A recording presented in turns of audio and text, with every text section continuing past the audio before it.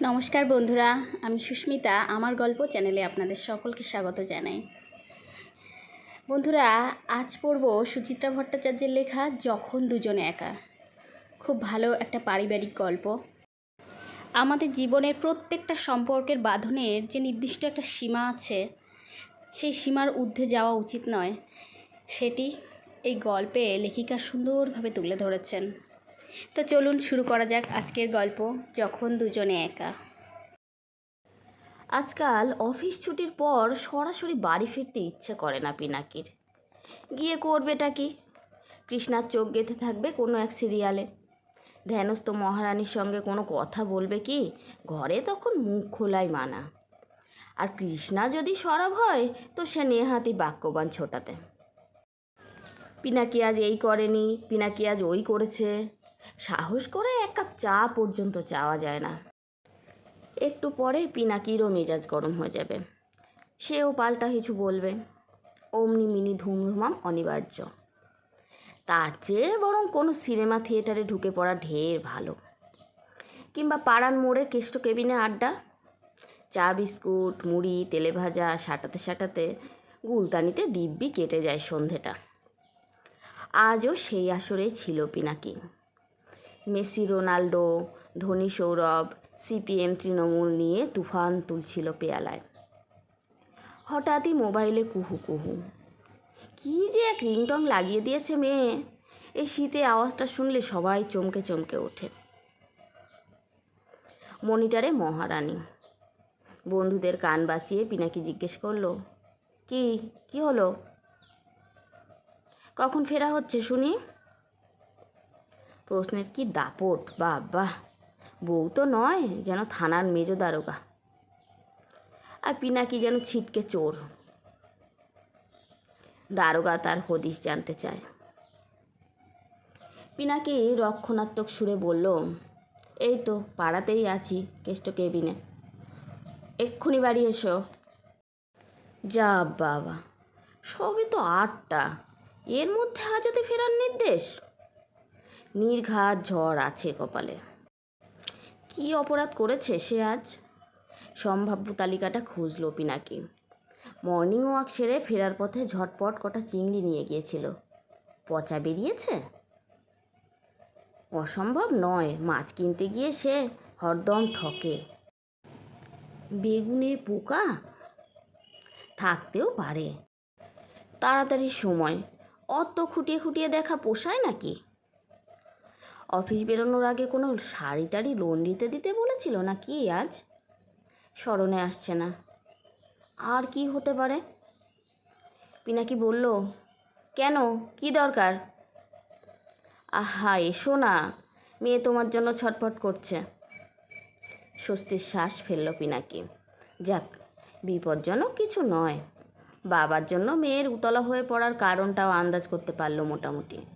মাস আষ্টেক হলো সেক্টর 5-এ ঘ্যামচ্যাক চাকরি পেয়েছে তানিয়া, বিস্তর মাইনে। অফিসের কোনো প্রজেক্ট শেষ হলে মোটা অঙ্কের বোনাসও মেলে। এমনিতে 10টার আগে তানিয়া ফিরতে পারে না, কিন্তু এই দিনগুলোতে বাড়তি টাকাটি পেয়েই বাবা মায়ের জন্য দামি উপহার টুপহার কিনে বাড়ি চলে আসে। খাবার দাবারও আনে অনেক, চাইনিজ মোগলাই, যেদিন যা প্রাণ চায়। হোটেল রেস্তোরাঁর খানা পিনাকির খুব একটা মুখে রোচে না, তবুও সেই রকম কিছু ব্যাপারই নির্ঘাত। ছেলে মানুষই রয়ে গেছে এখনও তানিয়াটা। বাবা মায়ের সঙ্গে আনন্দ ভাগাভাগি করতে মেয়ের তর সয় না। বন্ধুদের টাটা করে কেষ্ট কেবিন ছাড়ল পিনাকি। হাঁটতে হাঁটতে ভাবছিল মেয়েকে আজ বকবে একটু। বকাবকি নয়, বোঝাতে হবে। চাকরিতে ঢুকেই 70-80 হাজার মাইনে পাচ্ছে তো। টাকার মূল্য সম্পর্কে তাই কোনো আন্দাজই নেই মেয়ের। খোলামুকুচির মতো পয়সা ওড়ায়। এই কোনো মলে গিয়ে 6,500 দিয়ে সানগ্লাস কিনলো, কিংবা 12,000-এর ঘড়ি। দাম শুনলেই গা কিসকিস করে ওঠে পিনাকির। তা হোকগে যাক, নিজের জন্য যা খুশি কিনুক। পাক্কা 30 বছর চাকরি করে 30,000-এ পৌঁছাতে পিনাকির কাল ঘাম ছুটে গেছে। মেয়ের অনেক শখ আহ্লাদই সে মেটাতে পারেনি। এখন না হয় মেয়ে নিজের পয়সাতেই নিজে বিলাসিতা করুক। কিন্তু বাবা মায়ের পেছনে অপচয়ের কী মানে?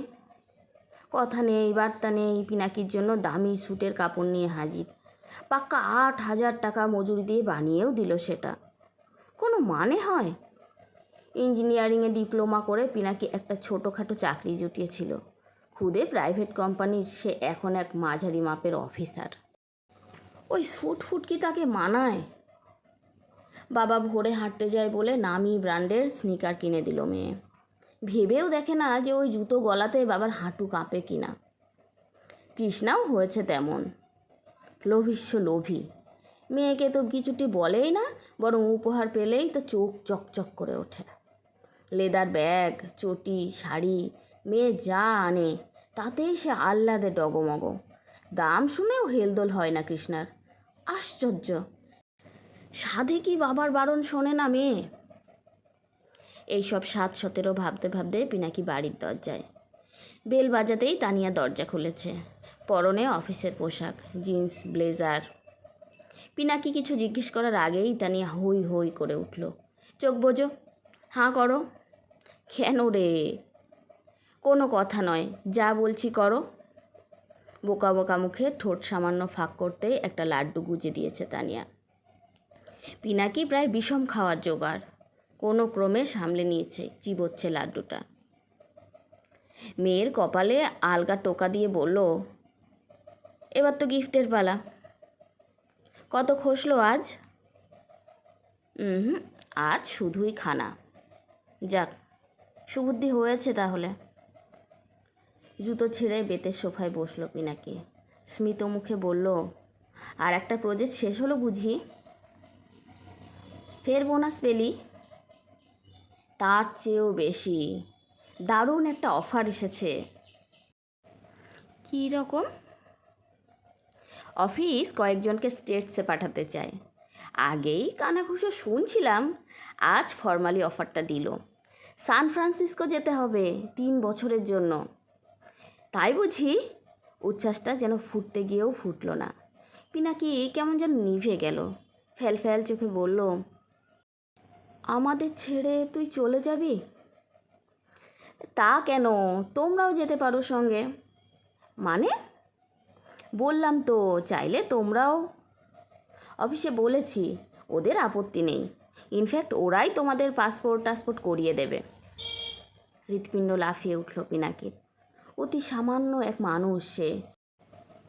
পুরী, দার্জিলিং, হরিদ্বার আর একবার কুলু মানালি ছাড়া তেমন একটা যাওয়া তার সামর্থ্যেই কুলায়নি। সে কিনা যাবে সান ফ্রান্সিসকো? বিশ্বাস করতেও যেন কষ্ট হচ্ছে। পিনাকি কোনো মতে বলল, কিন্তু আমার চাকরিটা? সে তো প্রায় ফুরিয়েই এলো বাপি।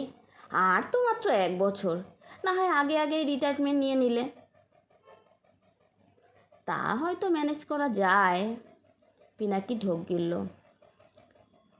আমাদের দুজনের যাওয়া অনেক খরচ।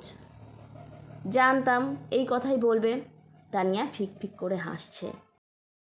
টেনশন করো না, তোমরা গেলে অফিস তোমাদেরও প্লেন ফেয়ার দেবে। সে তো প্রচুর, লাখ টাকার ওপর। তবু দেবে, শুধু প্রথমবার। বুকটা ধুকপুক করছিল পিনাকির। জীবনে 2 বার মাত্র প্লেনে চেপেছে, কোম্পানির কাজে। দমদম টু আগরতলা যাতায়াত। নার্ভাস গলায় বলল, সান ফ্রান্সিসকোর রুটটা কি? কলকাতা থেকে সোজা যায়? কলকাতা থেকে ভালো ইন্টারন্যাশনাল ফ্লাইট আছে নাকি? এখান থেকে দিল্লি, দেন হংকং, তারপর প্রশান্ত মহাসাগর টপকে San Francisco, city of golden gate. প্লেনেই তোমার থাকতে হবে 17-18 ঘন্টা। পারবো তো রে, অত লম্বা জার্নি। বলতে বলতে পিনাকির চোখ কৃষ্ণাতে। এমন একটা রোমাঞ্চকর বিষয় নিয়ে বাপ মেয়ের আলোচনা চলছে, কিন্তু মহারানী সিরিয়াল দেখার কমাই নেই। পিনাকি ভুরু নাচিয়ে তানিয়াকে বলল, তোর মা কি বলছে? শুনে হাসলো শুধু। আমার গালটা টিপে দিল। 3 জন জমিয়ে সান ফ্রান্সিসকোয় থাকবো, মা কি খুশি না হয়ে পারে? বটেই তো। পিনাকির আনন্দে নাচতে ইচ্ছে করছিল। রাতেই অবশ্য উল্লাসের ছানা কেটে গেল। লেপ মুড়ি দিয়ে সান ফ্রান্সিসকোর কথাই ভাবছিল পিনাকি। হঠাৎ কৃষ্ণার ঠেলা। ঘুমিয়ে পড়লে নাকি? পিনাকি নড়ে উঠল, হালকা সুরেই বলল, জাগিয়ে পরখ করছো নাকি? যে মানুষ জেগে জেগে ঘুমোয় তাকে ধাক্কা মেরেই জাগাতে হয়। কৃষ্ণার স্বর যেন কেমন কেমন, পুলকও নেই, ঝাঁঝও নেই। খাওয়ার টেবিলেও কৃষ্ণাকে কেমন যেন একটা আনমনা দেখাচ্ছিল। কত কল কল করছিল তানিয়া, অথচ কৃষ্ণা আশ্চর্য রকমের নীরব। ঈষৎ সংশয়ের সুরে পিনাকি বলল, তোমার কি হয়েছে বলো তো? মেয়ের খবরটা পেয়ে তুমি যেন কেমন গুম মেরে গেছো। আনন্দে গড়াগড়ি খাওয়ার তো কোনো কারণই দেখি না। অত দূর দেশে চলে যাবে ভেবেই তো বুকটা হুহু করছে। আরে আমাদের থেকে তো দূরে যাচ্ছে না। পিনাকি হেসে ফেলল, আমরা তো সঙ্গে থাকছি। হা কপাল, এই বিয়াক্কেলে লোককে নিয়ে আমি ঘর করি। কৃষ্ণার স্বরে ব্যঙ্গ। তুমি ধরেই নিয়েছো নাকি মেয়ের ল্যাংবোট হয়ে আমেরিকা যাচ্ছ? শুধু আমি কেন, তুমিও তো যাবে। খেপেছ? খামোখা মেয়ের ঘাড়ে চেপে যাব কেন? ঘাড়ে চাপার প্রশ্ন আসছে কোত্থেকে? তানিয়া যেচেই নিয়ে যেতে চাইছে। সে তো বলবেই, বাবা মাকে ছেড়ে যেতে তার খারাপ লাগবে না, অতএব অমনটা সে চাইতেই পারে। তা বলে আমরা তো শিশু হয়ে যাইনি। স্ট্রেঞ্জ, মেয়ের সঙ্গে যাওয়াটা কচিপনা? তা নয় তো কি। তানিয়া মোটেই ওখানে বেড়াতে যাচ্ছে না, সে যাবে কাজে। আমরা সেখানে করবোটা কি? এখানে যা করি তাই, ঘর সংসার। আর তোমার চাকরি? বললাম তো ছেড়ে দেব। বাহ, আর এই বাড়িটার কি গতি হবে? বেচে দেব বলেই থমকালো পিনাকি। মাত্র তো 3 বছরের ব্যাপার, বাড়ি না হয় তালা মারা থাকবে। কিন্তু তানিয়া যদি 3 বছর পর না ফেরে, যদি ওখানেই পাকাপাকি রয়ে যায়, ভালোই তো, আমরাও থেকে যাব। এই পোড়া দেশে না এলেই বা আর কি ক্ষতি? মাথাটা কি তোমার একেবারেই গেছে? তানিয়া কি বিয়ে থা করবে না কোনো দিনও? সংসার হবে না ওর? তাহলে তো আরও ভালো, ও দেশে আমাদের বুড়ো বয়সটা নাতি নাতনি নিয়েই কেটে যাবে। উফ, তুমি না দিন দিন অসহ্য হয়ে উঠছো। কি দেখে যে তোমার মতো একটা গাড়লের প্রেমে পড়েছিলাম। তোমাকে বিয়ে করার ভীমরতেই বা কেন হয়েছিল? আক্ষেপোক্তিটা প্যাট করে ফুটলো পিনাকির গায়ে। লেপ সরিয়ে উঠে বসেছে বিছানায়। রাগ রাগ গলায় বলল, মূর্খামি তো আমিও কম করিনি, নইলে তোমার মতো এক নির্বোধ মেয়ে ছেলেকে নিয়ে ঘর করতে হয়। আমি নির্বোধ? মেয়ের সঙ্গে থাকার এমন সুবর্ণ সুযোগ যে হাতছাড়া করে তাকে তো বোকাই বলে। একটি পয়সা লাগবে না, মেয়েরও কোনো খরচা হবে না, দিব্যি ড্যাং ড্যাং করে আমেরিকা উড়ে যাব, থাকবো দুনিয়ার এক সেরা শহরে। গেলো তো শুধু ছাইপাস সিরিয়াল, কোনোদিন গোল্ডেন ব্রিজের ছবি দেখেছ? কাছেই লস অ্যাঞ্জেলস, ক্যালিফোর্নিয়া, আরও কত ঘ্যাম ঘ্যাম সিটি। এই মেলা কপচিও না তো, জীবনটা ছবিও নয়, সুন্দর সুন্দর শহরও নয়, আরও অনেক কিছু আছে। যেমন যেমন ধরো, মেয়ে যদি বিয়ে করে তার একটা বর আসবে, জামাইয়ের সংসারে সারা জীবন কাটাবো আমরা। পিনাকি এবার একটু হোঁচট খেলো, তবে পুরোপুরি দমলো না। ঘাট টেরা করে বলল, শুধু জামাই কেন, সংসার তো আমার মেয়েরও। মানলাম, কিন্তু জামাই যদি শ্বশুর শাশুড়ির থাকাটা পছন্দ না করে তখন কি হবে? এখনই অদ্দূর ভাবার প্রয়োজন আছে কি? পিনাকি কথাটা বলল বটে, তবে চিন্তাটা তার মগজে টোকা দিচ্ছে। খানিকটা স্বগতোক্তির ঢঙে বলল, যদি মেয়ে ওখানে থাকা মনস্থির করে আমরা না হয় ফিরেই আসব। খুব ভালো, তুমি তাহলে চলেই যাও। মানে? হিব্রু ল্যাটিন তো কিছু বলিনি। আমি যাচ্ছি না। কেন? যাবোটা কেন সেটা বলো। চেনা কেউ নেই, ওই পৃথিবীটাকেই জানি না, কোন দুঃখে আত্মীয় স্বজন বন্ধু বান্ধব ছেড়ে একটা অচিন জায়গায় গিয়ে পড়ে থাকবো? কিন্তু তানিয়াকে তো তুমি চোখে হারাও কৃষ্ণা। সঙ্গে থাকার সুযোগ আছে, তবু তুমি তাকে ছেড়ে থাকবে? পারবে থাকতে? সবচেয়ে বড় কথা, মেয়ে তো কত ভালোবাসে, কত ভালোবেসে আমাদের নিয়ে যেতে চাইছে, তার দিকটাও তো ভাবো। তানিয়াই বা আমাদের ছেড়ে কি করে থাকবে? জবাব এলো না। কৃষ্ণা মাথা রেখেছে বালিশে। একবার বুঝি জোরে নাক টানলো, দেয়ালের দিকে পাশ ফিরে বলল, উঠে আলোটা নিভিয়ে দাও। এও এক বাজে অভ্যেস, পিনাকিকে খালি হুকুম আর হুকুম। বিরস মুখে বিছানা ছাড়ল পিনাকি। সুইচ টিপতেই ঘোর তমিরসা। হিমমাখা অন্ধকারে শুয়ে কৃষ্ণার কথাই ভাবছিল পিনাকি। কি আজব মনোভাব! চিরকালটা মেয়ের সঙ্গে আষ্টে পৃষ্ঠে লেপ্টে রেখেছে কৃষ্ণা নিজেকে। বলতে গেলে মেয়ে মেয়ে করে প্রায় পাগলই ছিল, অথচ আজ সে মেয়ের সঙ্গে যেতে রাজি নয়। অনীহাটা কি খাঁটি, নাকি দর বাড়াচ্ছে যাতে মেয়ে আরও সাধাসাধি করে? রাতভর ভালো ঘুম হলো না পিনাকির। ছেঁড়া ছেঁড়া স্বপ্ন দেখছিল। এক অতিকায় জাহাজ, অনেকটা টাইটানিকের মতো, চলেছে একটা নদী বেয়ে। বিশাল চওড়া নদী, জলের রং ঘন নীল। ও কি নদী না সমুদ্র? অপরূপ এক সেতুর তলা দিয়ে যাচ্ছে জাহাজ, দেখতে দ্বিতীয় হুগলি ব্রিজের মতো, তবে আরও প্রকাণ্ড, অনেক বেশি উজ্জ্বল। সূর্যের আলো পড়ে সোনা ঠিকরোচ্ছে সেতুর দেহ থেকে। ভুস করে মিলিয়ে গেল সেতুটা, আবার উদয় হয়েছে, ফের উবে গেল। হ্যাঁ, উবেই গেল সান ফ্রান্সিসকো। জেদ করে পিনাকি হয়তো বউয়ের আপত্তি উড়িয়ে দিত, কিন্তু সবাই মিলে এমন ভয় দেখালো, অফিসের সহকর্মী, আড্ডার বন্ধুরা, প্রাতঃভ্রমণের সঙ্গী, প্রত্যেকেই যেন কৃষ্ণার পক্ষে। কত যে ফ্যাকড়া দেখালো লোকজন। অফিস তো আপনার মেয়েকে অ্যাকোমোডেশন দেবেই, হয়তো তারা কলিগরা কোথাও দল বেঁধে থাকলো, কিন্তু আপনারা উঠবেন কোথায়? খরচে পোষাতে পারবেন? বিদেশে তো আপনার স্পন্সরই নেই।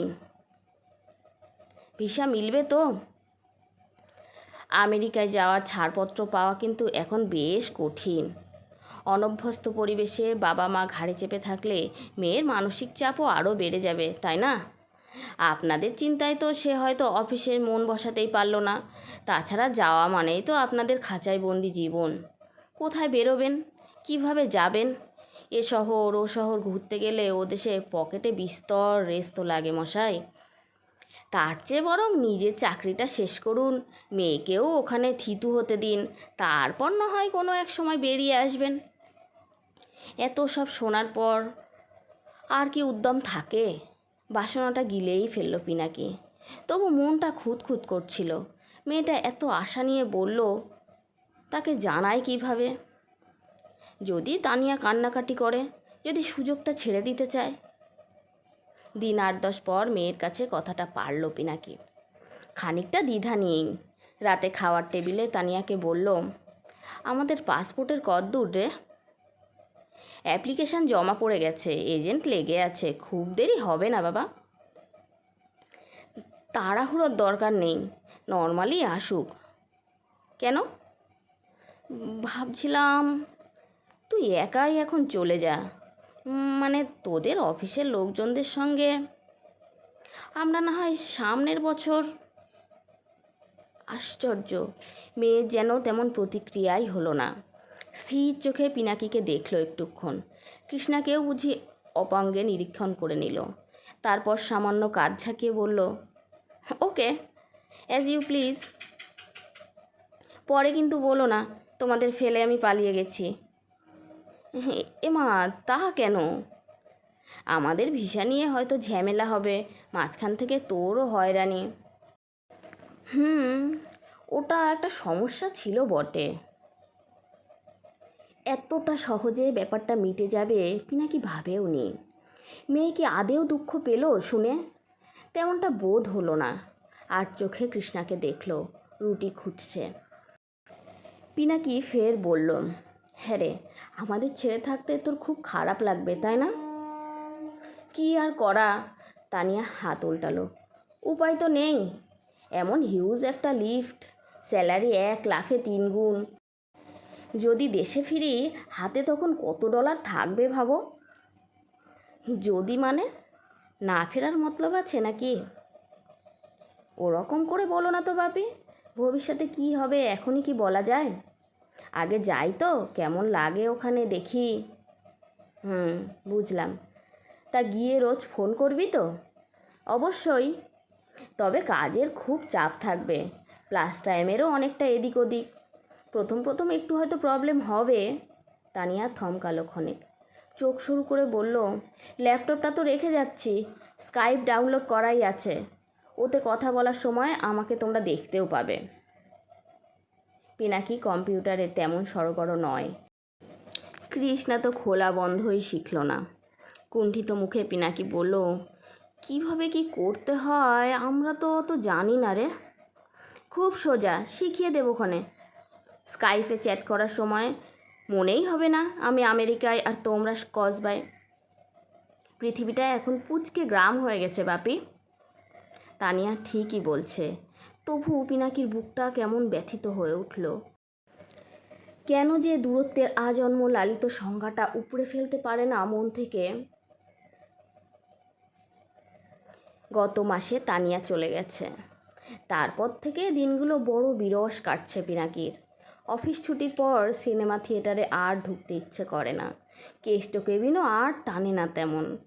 যদি বা বন্ধুবান্ধব তাকে ডাকে ঢুকে পড়ে কখনো, বসতে পারে না সুস্থির হয়ে। কেমন অপরাধী অপরাধী লাগে নিজেকে। কৃষ্ণা বাড়িতে একা, আর সে কিনা আড্ডায়। অথচ কৃষ্ণা তো সন্ধেটা একাই থাকতো। শুধু সন্ধে কেন, সারা দিন। তবু সেই একাকিত্ব বুঝি এত প্রকট ছিল না তখন। কেন এমন হয়? সোজা বাড়ি ফিরেও কি পিনাকি স্বস্তি মেলে? আগের মতোই দৃশ্য। কৃষ্ণার টিভি সিরিয়াল খুলে বসে, কিন্তু কিছুই যেন আগের মতো নেই। আগে বাড়ি ঢুকে কথা বলতে ভয় পেত পিনাকি, এখন কথা খুঁজেই পায় না। মুখে কিছু না বলতেই চা চলে আসে, টোস্ট ফোস্ট। জিভে কোনো স্বাদ পায় না পিনাকি। টুকরো টাকরা বাক্য উচ্চারিত হয় নেহাতি দরকারি। বিচিত্র নৈশব্দের চাদরে ঢাকা পড়েছে বাড়িটা। মন খারাপ, দুজনেরই খুব মন খারাপ। স্কাইপ ব্যবহার করাটা বুঝে নিয়েছিল পিনাকি, কিন্তু কাজ হলো না। প্রথম দিন কী যে ভুলভাল বোতাম টিপল, ল্যাপটপই অচল। মেয়ের সঙ্গে অবশ্য কথা হয় নিয়মিত। ওইটুকুনি সময় ভারী উজ্জীবিত লাগে নিজেকে, তারপর ফের বিষাদে ছেয়ে যায় মন। মেয়ে বলছে তাড়াতাড়ি কম্পিউটার সারিয়ে নিতে, অফিসের একজনের ফোন নাম্বারও দিয়েছে। তবে এখনও কি পিনাকি যোগাযোগ করে উঠতে পারেনি? ইচ্ছাই করে না। নাম্বারটা টিপতেও বিচ্ছিরি একটা ক্লান্তি ভর করে যেন। কেন যে এমন হয়? রবিবার দুপুরে বিছানায় শুয়ে এসব কথাই ভাবছিল পিনাকি। হঠাৎ গা ঝাড়া দিয়ে উঠে বসছে। ধুস, এমনটা তো অনন্তকাল চলতে পারে না। সোজা কৃষ্ণাকে গিয়ে বলল, এই একটা নাটক দেখতে যাবে? কাজের লোক আসেনি, কৃষ্ণা বাসন ধুচ্ছিল সিঙ্কে। চমকে তাকালো, পরক্ষণে নিষ্পৃহ স্বরে বলল, চলো। থিয়েটারে কোনো কালই কৃষ্ণার আগ্রহ নেই। কি নাটক তাও জানতে চাইল না। তবু তৈরি হয়ে নিল নিঃশব্দে। বেরিয়ে ট্যাক্সি ধরে সোজা একাডেমি। টিকিটও পাওয়া গেছে চড়া দামের। বেশ মজার নাটক, রাজনীতি নিয়ে স্যাটায়ার। মাঝে মাঝেই হাসির রোল উঠছে হলে। পিনাকি নিজেও হেসে ফেলল কয়েকবার। অবাক হয়ে দেখল পাশের সিটে উপবিষ্ট কৃষ্ণার ঠোঁটের কোণেও হাসির ঝলক। শো ভাঙতেই পায়ে পায়ে নন্দন চত্বর। চা খাচ্ছে দুজনে। কাপে চুমুক দিয়ে পিনাকি বলল, বেশ জমেছিল তাই না? কৃষ্ণা ঢক করে ঘাড় নাড়ল। তোমার সঙ্গে দেখা প্রথম নাটকটার চেয়ে ঢের ভালো। প্রথম? পিনাকির মগজ হাতড়ালো। কি দেখেছিলাম বলো তো? কবে? সেই যে এসপ্ল্যানেডে সিনেমা দেখতে গেলাম, হাউসফুল ছিল, আমাকে হাঁটিয়ে হাঁটিয়ে এতটা নিয়ে এলে।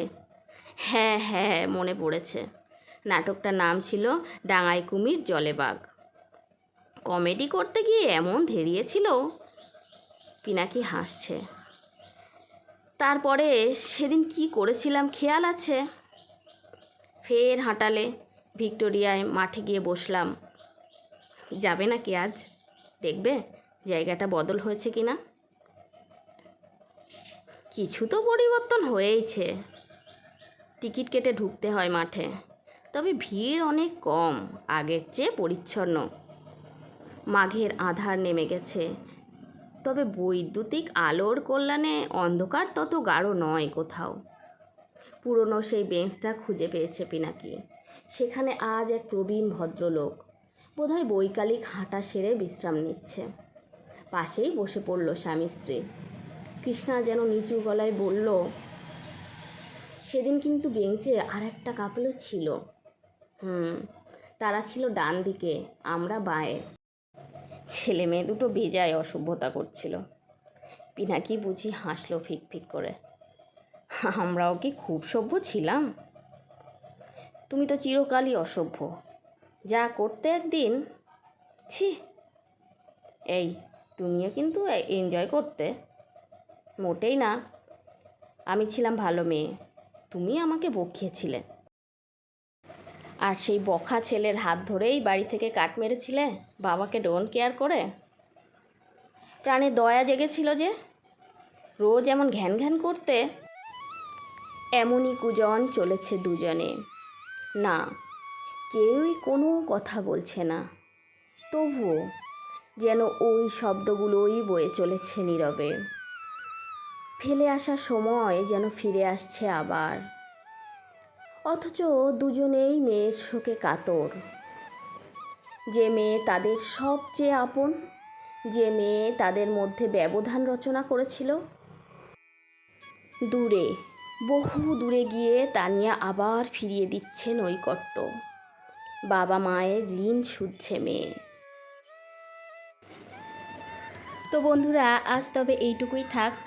আবার দেখা হবে পরবর্তী কোনো গল্প নিয়ে। নমস্কার।